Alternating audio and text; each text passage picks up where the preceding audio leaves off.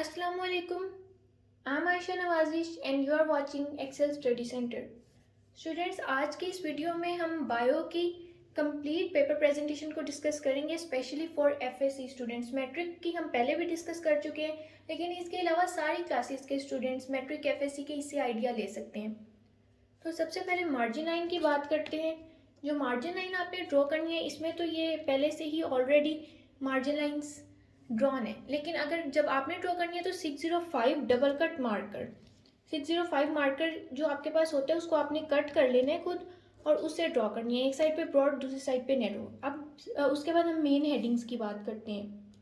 Main headings जैसे subjective type, section number 1, question number 2। जब आपने पेपर का हेडर रेडी करना है तो इनको किससे करना है? 605 मार्कर से। अब इनके दो पैटर्न है। एक तो ये है कि आप फर्स्ट को आपने ये जो कैपिटल में लिखा और बाकी सारे को भी कैपिटल में लिख लें, लेकिन दूसरा पैटर्न ये है कि फर्स्ट जो लेटर है वो कैपिटल लिखें, बाकी स्मॉल कर लें। ये आपकी चॉइस है, इसमें कोई कंपल्शन वगैरह नहीं है, लेकिन अगर आप मेन हेडर को कैपिटल में लिखें और थोड़ा बड़ा लिखें तो वो ज़्यादा अच्छा लगता है। अब आपने इसको करने के बाद इन सारी पूरे पेपर में एक इम्पॉर्टेंट चीज़ ये है कि आपने अंडरलाइनिंग ज़रूर करनी है, क्योंकि जो मेन नीटनेस है पेपर की वो होती ही अंडरलाइनिंग से। क्वेश्चन नंबर 2, पार्ट नंबर 1, आपकी हेडिंग आ गई पार्ट नंबर 1 की, करेक्टरिस्टिक्स ऑफ लाइफ। अब ये जो हेडिंग है ये आप सिंपल मार्कर से भी दे सकते हैं और 604 मार्कर से भी दे सकते हैं, ये आपकी चॉइस है। लेकिन जब भी आप कोई पॉइंट वाला क्वेश्चन अटेम्प्ट करेंगे तो उसके जो आपने जो भी बुलेट्स वगैरह हैं उनको बहुत नीटली करने हैं। अच्छा, आप ये बुलेट्स लगाने का तरीका क्या है कि अगर आप 605 मार्कर पकड़े तो इसकी जो डायमंड शेप है ना, इसको साइड पे कट के तौर पे रख के 4 डॉट्स आप यूँ इजीली लगा सकते हैं और ये आपका एक बुलेट बन जाएगा बहुत नीटली। आपको कोई स्पेसिफिकली वो स्टार वगैरह लगाने की ज़रूरत नहीं है। ओके, नेक्स्ट हमारा पार्ट नंबर 1 कंप्लीट हुआ तो आपने शॉर्ट एंडिंग लाइन ड्रॉ कर दी। फिर क्वेश्चन नंबर 2, कार्बोहाइड्रेट्स। अब ये कार्बोहाइड्रेट्स मेरी एक जो पार्ट की मेन हेडिंग होगी, इसके अलावा जितनी भी सब हेडिंग्स हैं ये मैंने किससे दी हैं? सिंपल मार्कर से, और इनको अंडरलाइन करने हैं। आपने एक एक हेडिंग को अंडरलाइन करने हैं। पेपर की मेन नीटनेस ही अंडरलाइनिंग से होगी। ओके, ये हमारा नेक्स्ट वही क्वेश्चन कंटिन्यू है, उसकी हेडिंग्स है examples, function, short ending line. फिर इसी तरह हमारा क्वेश्चन नंबर 3 कंटिन्यू होगा। अच्छा, जब आपने शॉर्ट क्वेश्चन अटैम्प्ट करने हैं तो इसमें एक बात का ख्याल रखना है कि मेन हेडिंग देने के बाद आपकी जो आंसर है ना उसमें आप सब हेडिंग्स बना लें, जैसे डेफिनेशन, एग्जाम्पल। हर क्वेश्चन में डेफिनेशन, एग्जाम्पल की हेडिंग तो हो ही जाती है, आप ऐड कर ही लोगे। इसके अलावा कोई और है कि हेडिंग, जैसे फिजिक्स वगैरह है तो उसमें आप फॉर्मूला वगैरह की हेडिंग दे दो, कोई टाइप्स है, कोई फंक्शन है, कुछ भी। तो आपने अपने शॉर्ट आंसर को बहुत अच्छा सा प्रेजेंट करने हैं। ओके, इसमें हमारा क्वेश्चन नंबर 3 कंप्लीट हुआ, short ending line. Question number 4 same उसी पैटर्न पे चलेगा और इसी तरह आपने सारे क्वेश्चन अटेम्प्ट करने हैं। अच्छा, अब ये मेरा नेक्स्ट पॉलीसॉम का क्वेश्चन चल रहा था, इसकी डायग्राम आ गई। जब आपने डायग्राम ड्रॉ करनी है तो उसको बॉक्स में ड्रॉ करने, बॉक्स में ड्रॉ करने के अलावा नीचे मेंशन करना है कि ये किस चीज़ की डायग्राम है, ये बहुत कंपलसरी है। उसके बाद इसी तरह क्वेश्चन नंबर 5 कंटिन्यू है। ये जैसे मेरे पास फंक्शंस है, मैंने इसके फंक्शंस की हेडिंग दे दी है। अब इसका फ़ायदा ये होता है कि अक्सर एग्जामिनर आपका अंदर वाला मटेरियल रीड भी नहीं करता, सिर्फ उसने हेडिंग्स देखी, ठीक है, आते हैं, और वो आपको जो आंसर है उसके मार्क्स मिल जाएंगे। तो हेडिंग्स का ये फ़ायदा होता है।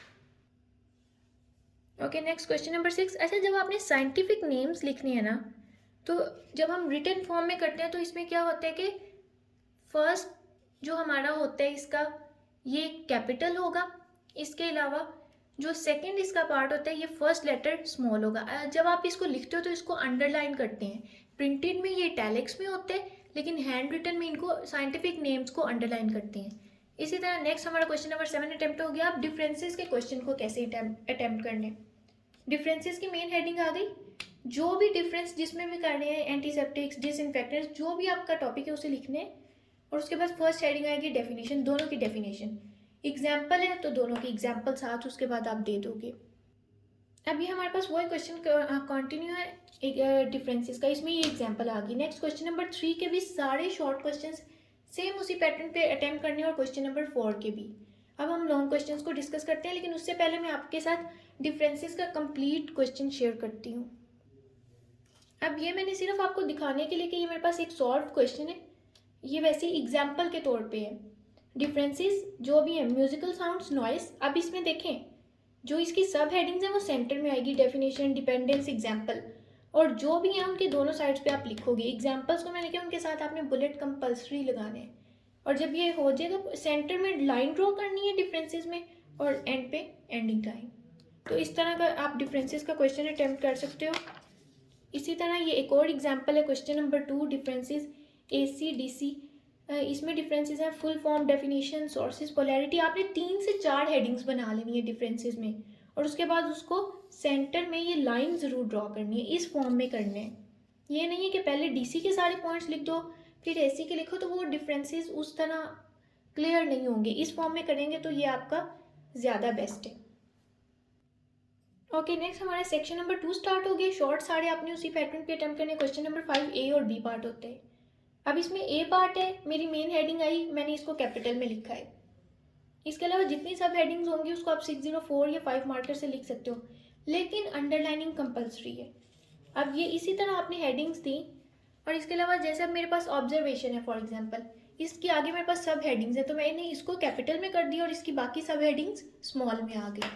तो इसी तरह आपने सारा लॉन्ग क्वेश्चन अटेम्प्ट करने। ओके, ये उसका नेक्स्ट पार्ट है, वही लॉन्ग क्वेश्चन नंबर हमारा बायोलॉजिकल मेथड वाला कंटिन्यू है, हाइपोथेसिस और सारी उसकी सब हेडिंग्स। नेक्स्ट अब जो इसमें आ रहा है वो है एक्सपेरिमेंटेशन, थ्योरी और साइंटिफिक लॉ। इस तरह आपने पूरा कंप्लीट किया शॉर्ट एंडिंग लाइन, क्योंकि अभी मेरा सिर्फ एक पार्ट कंप्लीट हुआ है। अब हम करते हैं बी पार्ट को डिस्कस। अब बी पार्ट है मेरा, इसमें लॉन्ग में डिफरेंसेस वाला, prokaryotes and for example eukaryotes. Same short वाला पैटर्न है, लेकिन अब इसमें क्या होगा, हेडिंग्स ज़्यादा हो गई हैं। डिफरेंसेस की मेन हेडिंग, प्रोकैरियोट्स, यूकैरियोट्स, आपने दोनों जो भी डिफरेंसेस जिसमें करने लिखा, और सेंटर में उसकी सब heading, for example definition, examples, nucleus, जो भी है, और सेंटर में क्या होगी, लाइन। अच्छा, अब आपका फॉर एग्जांपल ये पूरा क्वेश्चन कंप्लीट हो गया। लास्ट में बायोलॉजी के पेपर में एक रूल रख लेंगे, डायग्राम्स जितनी मैक्सिमम ड्रॉ हो सके डायग्राम्स ड्रॉ करें। अब ये मेरे पास फॉर एग्जांपल था, मैंने छोटी सी डायग्राम प्रोकैरियोटिक सेल की और यूकैरियोटिक सेल की। एक चीज़ का ख्याल रखें, जब आप डायग्राम ड्रॉ करें तो उसकी लेबलिंग एक साइड पे हो।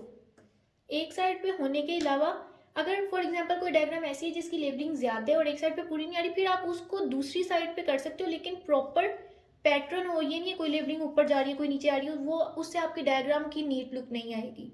तो आपने लेबलिंग बहुत अच्छी सी प्रॉपर इक्वली जो हो ना, इक्वली इनकी जो स्पेसिंग वगैरह है वो सारी हो। मैं आपके साथ लॉन्ग क्वेश्चन की डायग्राम भी शेयर कर देती हूँ कि आपने डायग्राम कैसे ड्रॉ करनी है। अब फॉर एग्जांपल आपके किसी लॉन्ग क्वेश्चन में डायग्राम ड्रॉ करने के लिए आ गया, तो उसका बेस्ट जो पैटर्न है डायग्राम ड्रॉ करने का, इसमें ये मैंने सिर्फ ये तो एक मॉडल है, इसमें आपने मेंशन नहीं करना लेबल डायग्राम, जो भी उसकी हेडिंग है, फॉर एग्जांपल एनिमल सेल है, जो भी है वो करें। डायग्राम ड्रॉ करने के बाद उसकी लेबलिंग एक साइड पे हो, और अगर पूरी नहीं आ रही तो उसको ऑपोजिट साइड पे ले जाए, ऊपर नीचे उल्टी सीधी लेबलिंग नहीं करनी। अच्छा, अब जैसे ये मेरे पास यहाँ पे स्पेसिंग ज़्यादा थी, तो इसमें मैंने क्या किया, सारा कैपिटल लेटर्स में डायग्राम लेबल करते हैं तो वो ज़्यादा नीट लगते हैं। और लास्ट पे डायग्राम में आपने कंपल्सरी मेंशन करना है कि ये किस चीज़ की डायग्राम है। इस तरह आपने लॉन्ग क्वेश्चन में डायग्राम ड्रॉ करनी है। इसी तरह आपने बाकी सारे लॉन्ग क्वेश्चन अटेम्प्ट करने हैं। तो ये हमारी आज की बायो की पेपर प्रेजेंटेशन थी। उम्मीद करती हूँ कि ये आपके लिए हेल्पफुल होगी। थैंक यू, अल्लाह हाफिज़।